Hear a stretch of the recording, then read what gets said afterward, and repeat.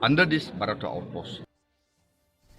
Ka St. Anthony's College Shillong, haringkat ka jingya trailang bat ka Bio Resources Development Center, ka badai ka R&D Institution and the Planning Department jong ka Sarkar Meghalaya.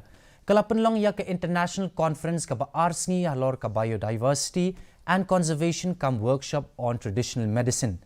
Haba ajing keren kum ukangsan, Menteri Badikmi ya katanat Forest and Environment, James P.K. Sangma, ulaong ba kani ka program kalong kum shibanta bansam yi katu kat ni kijing nang jingtim, bat hakajo kapor ban ay mensiem ya kinong sumar tenrai.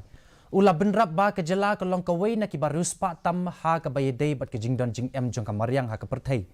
Kumta kalong ka badan kam bangin itu ya kum kini kijing klan bat kumno bante lakam yaka.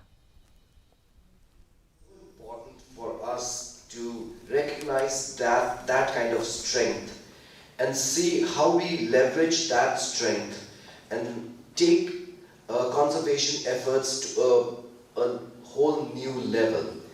And I think that it holds very true for us that this is the backbone on which we also must ride to take our conservation efforts to the next level.